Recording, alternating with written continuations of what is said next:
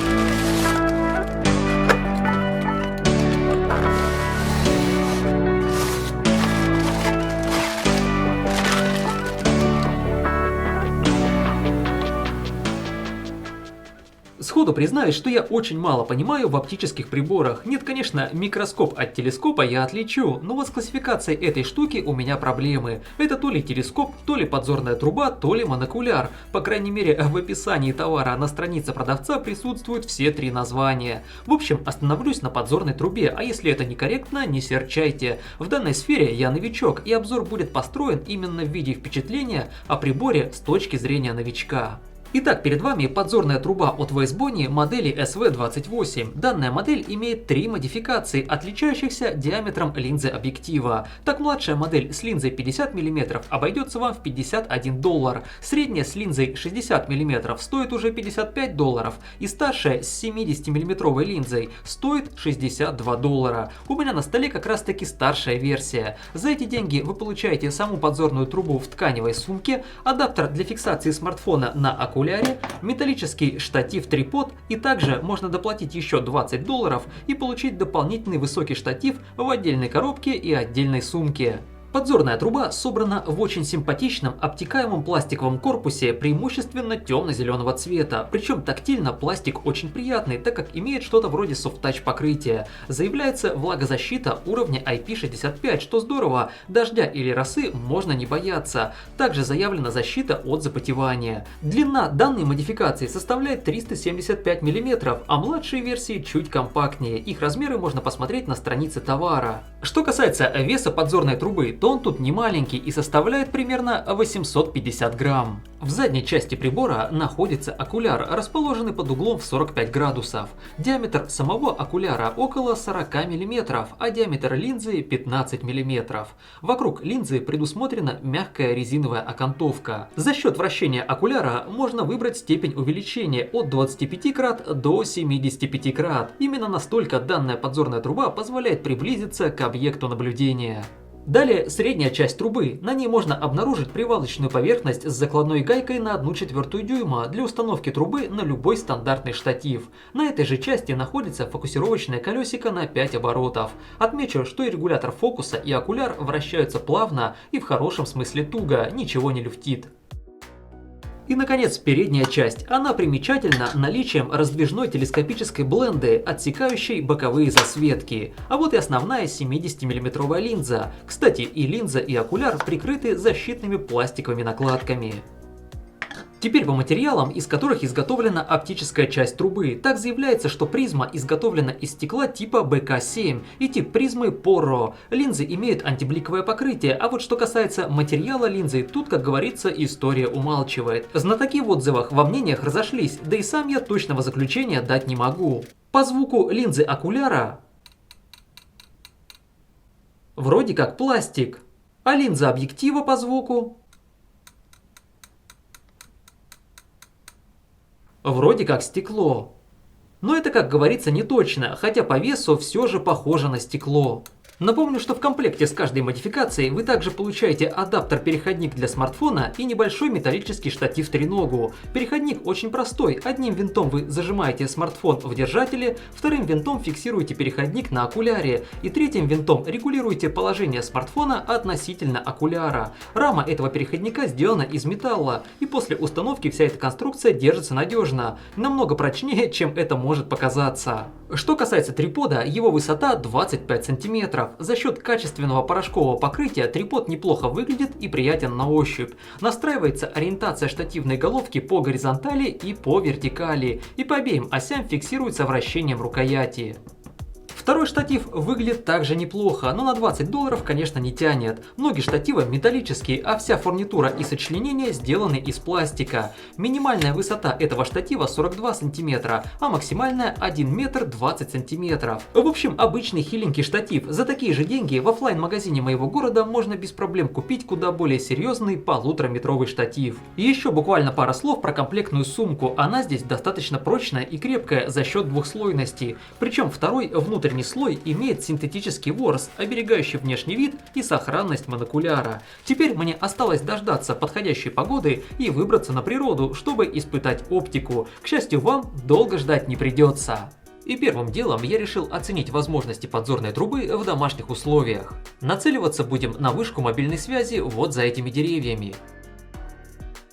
И вы знаете, результат меня, мягко говоря, удивил. В подзорную трубу можно рассмотреть все элементы конструкции вышки, включая даже тросы растяжки. Даже с переходником на смартфон изображение достаточно четкое, а если смотреть своими глазами, то картинка становится еще четче.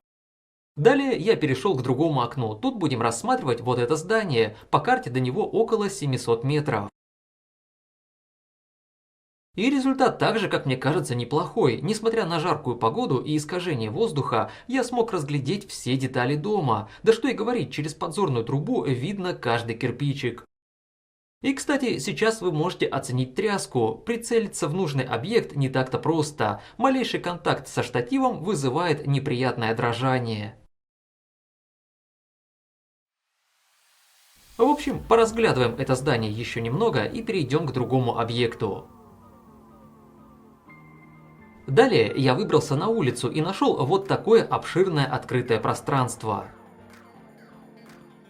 Но вдалеке с помощью 10-кратного зума камеры я разглядел интересный дом, который совершенно невозможно разглядеть невооруженным глазом. А вот с помощью подзорной трубы мне удалось рассмотреть этот дом намного лучше. Его создатели явно вдохновлялись замками. Здесь, конечно, каждый кирпичик не рассмотришь, но и расстояние тут намного существенней. По карте до этого дома более 3 километров. Далее я также поглазел на линии электропередач, до них около 1 километра.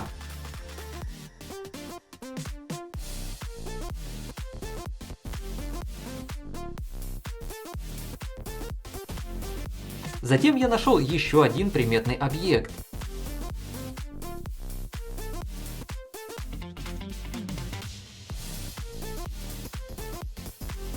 Сейчас он в середине кадра, и даже на 10-кратный зум камеры понять, что это, невозможно. А вот через подзорную трубу стало ясно, что это старенькая котельная с трубой. Найти ее на карте я так и не смог, но до населенного пункта, в котором она находится, около 2,5 километров. Думаю, каждый из вас сейчас замечает дрожание, и это дрожание вызывает обычный несильный ветер. Далее я решил испытать трубу во время поездки на речку. К счастью, погода для наблюдений подходила отлично. К сожалению, в окружении я не нашел ничего приметней опоры ЛЭП в 300 метрах от меня. Ее я попробовал поснимать без специального адаптера для смартфона. И знаете, опять же, разглядеть элементы конструкции не составило труда, и это на 25-кратном зуме. Затем мое внимание привлек мужчина, рыбачащий вверх по течению примерно в 150 метрах. Я очень надеюсь, что он не против, что я его немного поснимал. Даже на 25-кратном зуме с такого расстояния человека видно отчетливо. Вам сейчас изображение может показаться не очень четким, но отмечу, что вживую четкость намного выше. Причем гляньте, возможностей этой подзорной трубы достаточно даже для того, чтобы понаблюдать за поплавком удочки. Жалко, поимку рыбы заснять не вышло.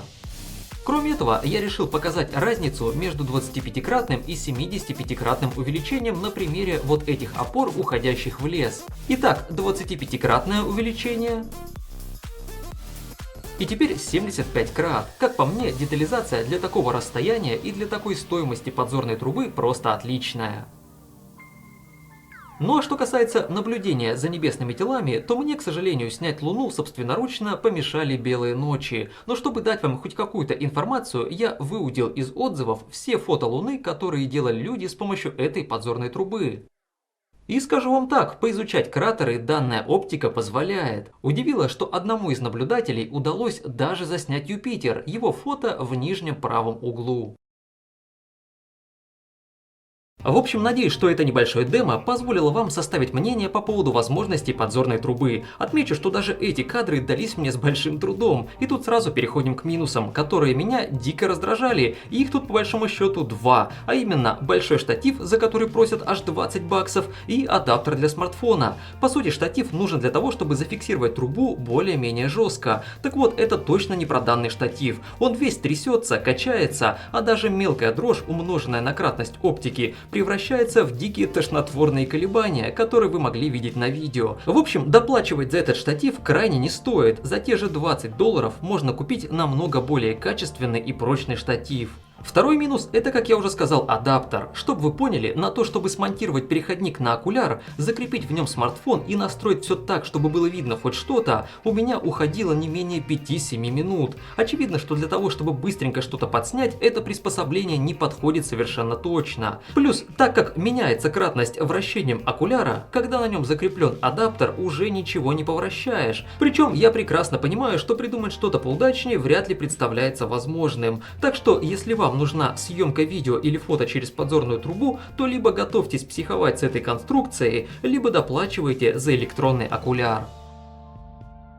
По факту, мне намного больше понравилось пользоваться трубой без штатива и адаптеров, просто с рук и просто своими глазами. При таком раскладе изображение четче, дрожь меньше, можно быстро менять кратность и следить за объектами. Теперь к позитивным моментам. Вообще, от китайской подзорной трубы я не ожидал такого качества исполнения и, что важнее, качества картинки. По сути, вы все видели сами, даже объекты, находящиеся в нескольких километрах, были видны отчетливо и детально. Конечно, думаю, многим доводилось видеть куда более впечатляющие кадры через зум-объективы для камер, но если сравнивать стоимость зум-объективов со стоимостью этой подзорной трубы, то становится понятно, что за свою стоимость труба очень хороша. И несмотря на то, что я никогда особенно не интересовался подобными штуками, должен признаться, что даже мне было очень интересно попользоваться этой подзорной трубой, взглянуть на мир по-новому и разглядеть то, чего раньше никогда не видел. Но мой друг, который заказал эту трубу, так и вовсе в восторге. Он, кстати, ранее уже заказывал другие монокуляры, которые ничего кроме разочарования не преподносили, а эта труба его приятно впечатлила. В общем, как по мне, эта труба, особенно вместе с хорошим штативом, неплохо подходит для наблюдения за природными и урбанистическими красотами.